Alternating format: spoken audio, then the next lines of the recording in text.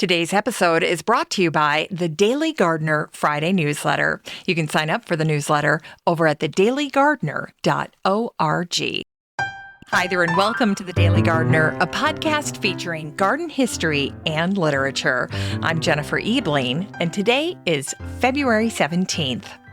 Today in garden history, we celebrate the birth of Reginald Farrer, the legendary English rock and alpine gardener, plant explorer, nurseryman, writer, and painter. He was born on this day in 1880. The son of a wealthy family in the Yorkshire Dales, Reginald repeatedly referenced Yorkshire in his writing. It was his touchstone.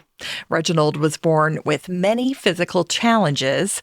He had a cleft palate, speech difficulties, and what Reg himself called a pygmy body. As a kid, he had many surgeries to correct his mouth, which meant he was homeschooled. But the silver lining of his solitary childhood was his connection to nature. Reginald found happiness among the flora and fauna, and he particularly loved the rocks, ravines, and hills around his home. At 14, Reginald created his first rock garden, which eventually became a nursery called Craven that specialized in Asian mountain plants. And every time Reginald went on expeditions, he sent the new alpine plants and seeds that he discovered back home to Craven. After college, Reginald became a devout Buddhist, and he liked to say that he found, quote, joy in high places. And so every year he visited the European Alps. And although he saw some of the most incredible mountain vistas in the world, they held no sway with him. For Reginald, it was always about the plants. He wrote, "It may come as a shock and a heresy to my fellow ramblers when I make the confession that, to me, the mountains exist simply as homes and backgrounds to their population of infinitesimal plants." Reginald's book, The Garden of Asia, launched his writing career and showed garden writers a new way to write about garden plants. And if you're building a garden library, this is definitely a book that you should have on the shelf. And the botanist Clarence Eliot observed this about Reginald's book. As a writer of garden books, Reginald stood alone. He wrote from a peculiar angle, giving queer human attributes to his plants, which somehow exactly described them. Reginald's passion for rock gardens was perfectly timed. The British gardening public latched on to rock gardening with a frenzy. And Reginald's book, My Rock Garden, which debuted in 1907, became an instant success and earned him the moniker Prince of Alpine Gardeners. In 1919, at the age of 40, Reginald took a trip to Myanmar. He would never see his beloved Yorkshire again. He met his end alone on a remote Burmese mountain. Most reports say he died of diphtheria, but the explorer and botanist Joseph Rock said he heard Reginald drank himself to death on the night of October 17th, 1920. And I thought of Reginald up on that mountain alone when I researched the etymology of the name of his nursery, Craven, which means defeated, crushed, or overwhelmed. Today, Reginald is remembered in the names of many plants, like the beautiful blue Gentiana Farreri. And the Alpine Garden Society's most highly prized show medal is the Farrer Medal, which honors the best plant in show. It was Reginald Farrer who said, "I think the true gardener is a lover of his flowers, not a critic of them. I think the true gardener is the reverent servant of nature, not her truculent, wife-beating master. I think the true gardener, the older he grows, should more and more develop a humble, grateful, and uncertain spirit. And he also said, all the wars of the world, all the Caesars, have not the staying power of a lily in a cottage garden. And it was on this day in 1918 that Dora Hughes wrote an article for the New York Tribune called "The Carrot Comes Into Its Own." Dora wrote, "Time was when the carrot held high estate, for in the days of King Charles I, the ladies of the royal court used its feathery plumes in place of feathers for their adornment. Physicians prized the roots for their diuretic properties, from which came the general impression that eating carrots beautified the complexion and hair. Possibly the reason why carrots are not more often served is that, as a rule, they are prepared always in the same way. But one may serve carrots each day of the week and never have them twice in the same form. It is a pity that so few housekeepers seem to realize this."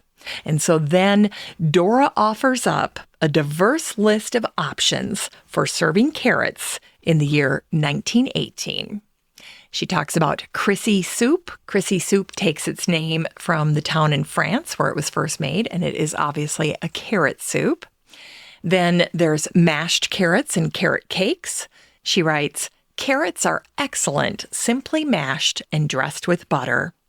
She talks about carrot croquettes. Carrot croquettes are made of mashed carrot and cracker crumbs, and then seasoned and mixed with egg. Then Dora offers up fried and candied carrots. She writes, "Fried carrots are prepared by cutting cooked carrots in long slices, dipping in egg and breadcrumbs, and then browning in hot fat.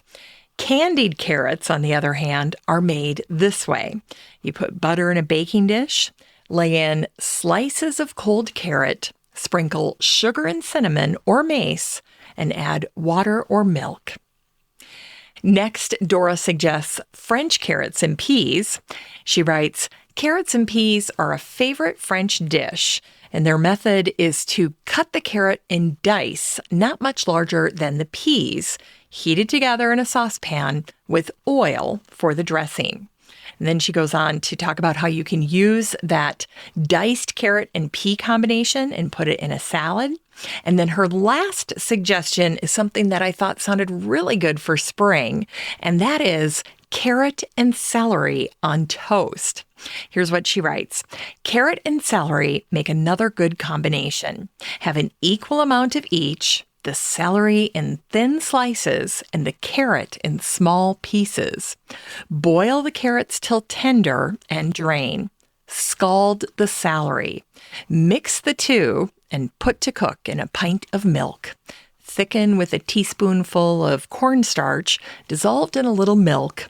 Season with salt, pepper, and butter, and serve as soon as boiled." And then she suggests, for a supper dish, serve on toast. It's time to grow that garden library with today's book, Small Garden Style by Hendry Eaton. This book came out in 2020, and the subtitle is A Design Guide for Outdoor Rooms and Containers. Little gardens, petite gardens, mini gardens, whatever you call them, they are manageable, doable, and fun. Now, Issa's approach is to layer in big style to these little marvels so that you end up with a garden that is lush and lovely. Her designs have a dramatic flair, no doubt thanks to her background in graphic design. Now, there's a time in all our lives for small gardens. When I first lived up at the cabin during the pandemic, I was quite content with a small kitchen garden on the deck compared to my wraparound full-scale garden set up in the suburbs here in Maple Grove. Now, what Isa shows us how to do is to embrace the smaller size, but not sacrifice style. Isa's gardens are joyful, they're elegant, inviting, and exciting, and she has mastered creating outdoor living in small spaces for entertaining or relaxing. Now, even if you don't know where to start, never fear. Isa has in her book a really handy style quiz that's going to help you pinpoint your own personal garden style. Now that's very helpful. And then she also gets you thinking about your small space in new ways so that you can utilize all of the space, factoring in horizontal, vertical, and overhead spaces. And then next, Isa shows you some design tricks with pots and containers to create stunning planters. And she loves to tuck in succulents and grasses and all kinds of textures that add drama. There's that graphic design background coming through again, and that is what Isa is known for, that drama and lushness.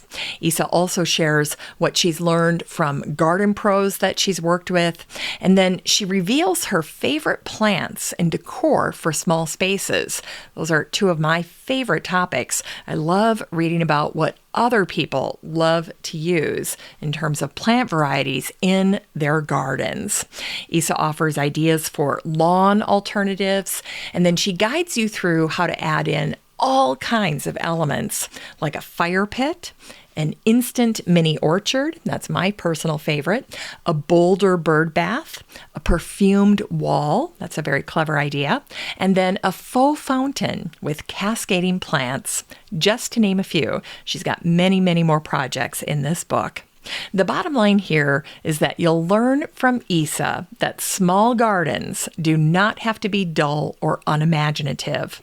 Isa is all about helping you transform your space into a jewel of Pinterest-worthy garden style, a modern garden oasis. You can get a copy of Small Garden Style by Hendry Eaton and support the show using the Amazon link in today's show notes for around $4. I could not believe it when I saw that. So if you want a copy of Isa's book, act quickly because those used copies at that price are going to go quick, especially after today's show. All right, we'll wrap things up with today's Botanic Spark, which features Elizabeth Roberts MacDonald, the Canadian poet and short story writer who was born on this day in 1864. Elizabeth was a teacher at the School for the Blind in Halifax, Canada, and she's remembered for her 1906 collection of poems that are called Dream Verses and Others. Here's the last stanza from her poem called A Song of Seasons, in which she praises the virtues of every season and then ends with these words. Sing a song of loving, let the seasons go. Hearts can make their gardens under sun or snow.